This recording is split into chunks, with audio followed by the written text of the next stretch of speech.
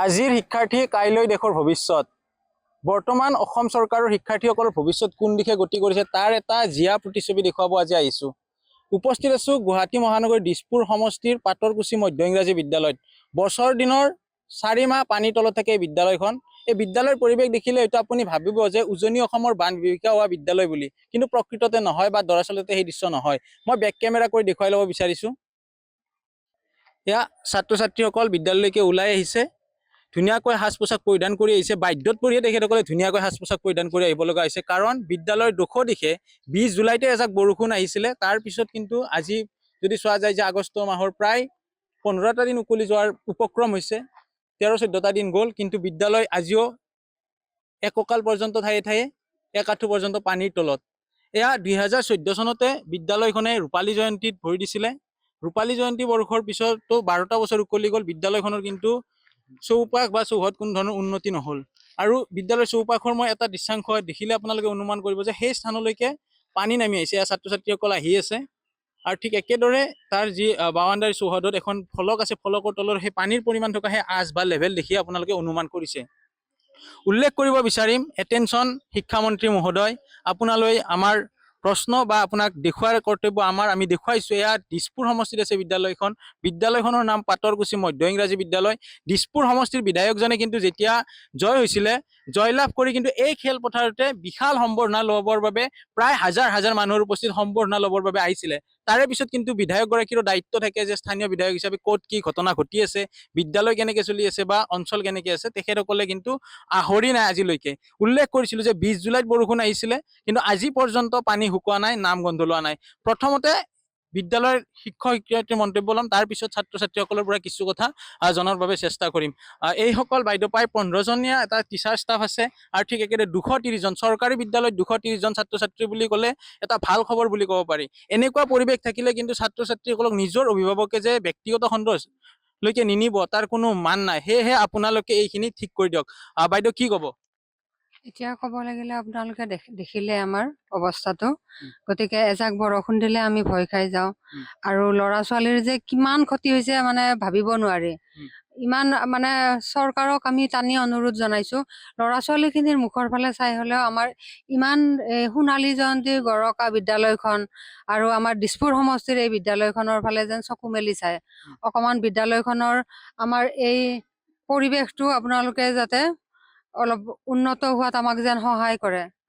আমাৰ স্কুলখনৰ পৰিৱেশটো আমি মুখ্যমন্ত্ৰী মহোদয়কো অনুৰোধ জনাইছোঁ, শিক্ষামন্ত্ৰী মহোদয়কো অনুৰোধ জনাইছোঁ, আপোনালোকে কণ কণ ছাত্ৰ ছাত্ৰীসকলৰ চকুৰ ফালে চাই, মুখৰ ফালে চাই হ'লেও আপোনালোকে আমাৰ বিদ্যালয়খনৰ অলপ উন্নতিৰ যেন চিন্তা কৰে। 20 জুলাইৰ পিছত আজি যদি চোৱা যায় যে প্ৰায় বহুদিন হ'ল বৰষুণ নাই, তাৰ পিছতে একে পৰিৱেশ। হয়, আমাৰতো 20 জুলাই বুলি নহয়, যেতিয়া জুন মাহতে এজাক যে বৰষুণ দিছিল আমাৰ গুৱাহাটীত, সেই তেতিয়াৰ পৰাই বিদ্যালয়খন ডুবি আছে। আমি ভাবিছিলো যে জুলাই মাহত অলপ চাগে বৰষুণ নিদিলে কিন্তু অলপ ভাল হয় নেকি, নাই, তাৰপিছতো একদম মানে অবৰ্ণনীয় পৰিৱেশ। কিবাকে আমাক কাউন্সিলৰ মহোদয়াই মানে আমি অনুৰোধ জনালো তেওঁক, তেতিয়া তেওঁ অকণমান GMCৰ মানুহ আনি সিঁচি দিলে পানী, কিন্তু সিমানো যোৱা নাই। তাৰপিছত আমাৰ প্ৰধান শিক্ষয়িত্ৰী মহোদয়া তেখেতেও নিজৰ খৰচত, আমাৰতো সেনেকুৱা জানেই আৰু অনুদান মেচিন কিনি আনিছে। মেচিন আনি পেলাই আমাৰ অলপ সিঁচিছে। আকৌ আমাৰ LP ছেকশ্যনটোৰ কথা ক'লো, LP ছেকশ্যনটোতো এতিয়াও মানে সিঁচি মানে পানীখিনি উলিয়াবই পৰা নাই। এতিয়া একদম ডুবি আছে, তাত সোমাবৰে মানে সাধ্য নাই কাৰো, তেনেকুৱা অৱস্থা হৈছে। বাইদেউ কেনেকুৱা হৈ আছে? এটা ফাল বন্ধ হৈ থকাৰ কথা উল্লেখ হয়, কৰিছে। আমাৰ মানে যিটো LP ছেকশ্যন আছে তাত মানে একেবাৰে সোমাবই নোৱাৰি, কোনো উপায় নাই। সেইকাৰণে মই মেচিন এটা আনি পেলাই বাৰু অলপ সিঁচাইছোঁ, কিন্তু সৰু মেচিনটোৱেদি ইমানটোতো পানী সিঁচিব নোৱাৰি। গতিকে এতিয়া ল'ৰা ছোৱালীবিলাকো মোক ফোন কৰি থাকে, গাৰ্জেনবিলাকে যাব পাৰিবনে বাইদেউ। মোৰ এতিয়া বেয়া লাগে, সেইকাৰণে মই মেচিনটোকে কিনি আনিছোঁ, উপায় নাই। এতিয়া বিধায়ক আহিছেনে? বিধায়কে এটা সম্বৰ্ধনা ল'ব অহা আমি বাতৰি নিজে কৰিছিলোঁ। হয়, বিধায়ক আহিছিল বাৰু, সম্বৰ্ধনা ইয়াতে লৈছিলে। আমিও তেওঁক এনেই সম্বৰ্ধনা জনাইছোঁ আৰু কৈছোঁ, মুখেদি কৈছিলোঁ, তেওঁ পিছত আহিম বুলি কৈছিলে, অহা নাই। বিধায়ক গৰাকীৰ খবৰ নাই এক প্ৰকাৰ। দাদা কি ক'ব, কিমান মাটিত আৱৰা বিদ্যালয়খনৰ ষ্টাফ কিমান আছে আৰু ছাত্ৰ ছাত্ৰী কিমান আছে? আমাৰ ছাত্ৰ ছাত্ৰী আছে টোটেল 230 জন মান, তাৰপিছত আৰু ষ্টাফ আছে 16 জন, চকীদাৰজন লৈ পেলাই। তাৰপিছত আৰু পানীটো দেখিছে, পানীটো অনবৰত হৈয়ে থাকে, মানে বৰষুণ যাক দিলে আৰু ল'ৰা ছোৱালী পিছদিনাখন নাহে আৰু। এই ৰুমৰ ভিতৰত এতিয়া আপুনি চাব পাৰে গোটেই পানীময় হৈ আছে আৰু দুৰ্গন্ধ, যাবই নোৱাৰে। গতিকে আমাৰ শিক্ষামন্ত্ৰী আৰু মুখ্যমন্ত্ৰী ডাঙৰীয়ালৈ আমাৰ এটাই অনুৰোধ থাকিল যাতে আমাৰ স্কুলখন অলপ বিহিত ব্যৱস্থা কৰি দিয়ে আৰু আন ষ্টাফসমূহ আছে তেখেতসকলৰ পৰা জানিব বিচাৰিম। বাইদেউ কি ক'ব? কোৱাখিনি মানেতো গোটেই পৰিস্থিতিটোতো বৰ্ণনা কৰা হৈছে। খালি এতিয়া মানে মই এটাই কওঁ, গভৰ্ণমেণ্টক এটা ৰিকুৱেষ্ট কৰোঁ, আমাৰ honourable chief minister sir, honourable education minister sir, kindly আমাৰ স্কুলখনৰ ফালে অকণমান চকু মেলি চাওক। কাৰণ আমাৰ এই ল'ৰা ছোৱালীকেইটা, সৰু সৰু ল'ৰা ছোৱালীকেইটাৰ ভৱিষ্যত নহ'লে মানে হেৰি হ'ব, তেওঁলোকে যিখিনি ডিজাৰ্ভ কৰে আমিও দিব পৰা নাই। যিমান পাৰোঁ আমি চেষ্টা কৰিছোঁ, কিন্তু এইটো পৰিৱেশত ইয়াতকৈ সম্ভৱ নহয়। এয়া আছিলে যিসকল শিক্ষয়িত্ৰীৰ মন্তব্য আৰু ছাত্ৰ ছাত্ৰীসকলৰ মন্তব্য ল'বলৈ চেষ্টা কৰিম। স্কুলত আহোঁতে কেনেকুৱা অসুবিধা হৈছে? ভালে অলপমান, এতিয়া খেচি নিচিনা আহিলে অলপমান ভালে হৈছে।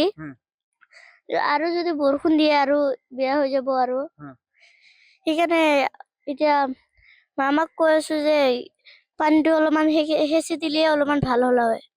সেইকাৰণে অলপমান সেচি দিব লাগিব। কি ক'বা ভণ্টি, কেনেকুৱা অসুবিধা হৈছে?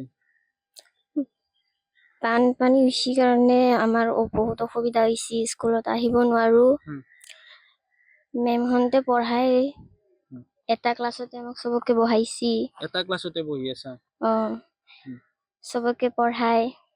কেনেকুৱা অসুবিধা হৈছে? আমাৰ স্কুলত বানপানী হৈছে। পানী হোৱাৰ পিছত খালি ক্লাছ 8ত পানী সোমোৱা নাই, চব ক্লাছতে পানী সোমাইছিল। এতিয়া আমি এটা ক্লাছতে বহি কেনে পঢ়ি আছো।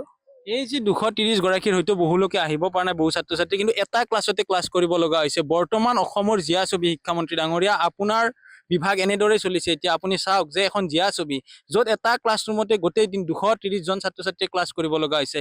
আমাৰ দেখুওৱা দায়িত্ব, আমি আপোনাক দেখুৱাইছো আমাৰ সংবাদ মাধ্যমৰ জৰিয়তে। কেনে ধৰণৰ অসুবিধা হৈছে মাইনা?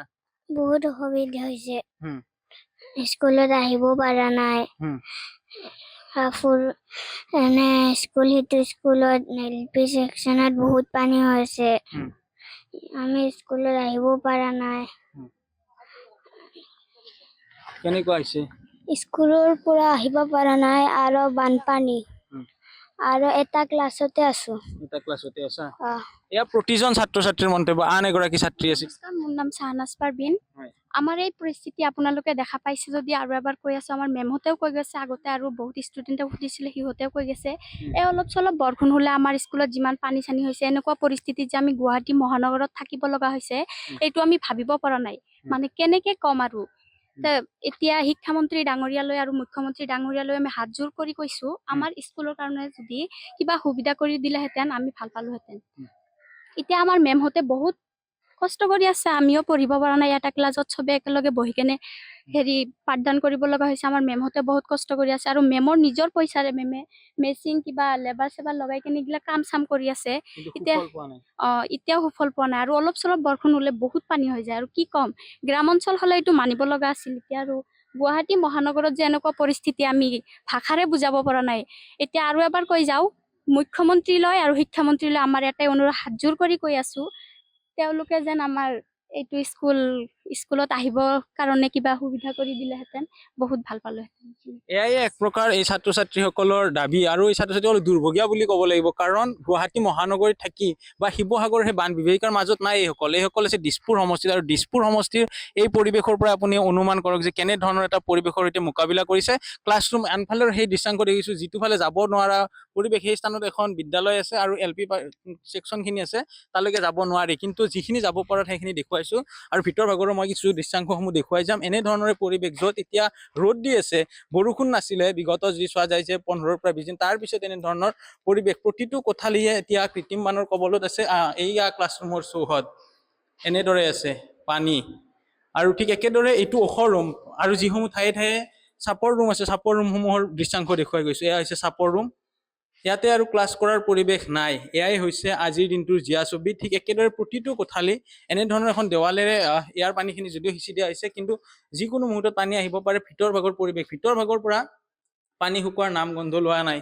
এয়াই হৈছে জীয়া ছবি ৰাজধানী চহৰ গুৱাহাটী মহানগৰীৰ দিছপুৰ সমষ্টি। এটা কোঠালিয়ে নহয়, প্ৰতিটো কোঠালিয়ে কৃত্ৰিম বানৰ কবলত দেখুৱাইছোঁ। এয়া বিদ্যালয়ৰ কোঠালিৰ পৰিৱেশ, এনেধৰণে বোকাৰে পলস পৰি গৈছে। যি উজনি অসমতহে পলস দেখিবলৈ পাইছিলে, সেই গুৱাহাটী মহানগৰীত এনেধৰণৰ এতিয়া পলস পৰিছে।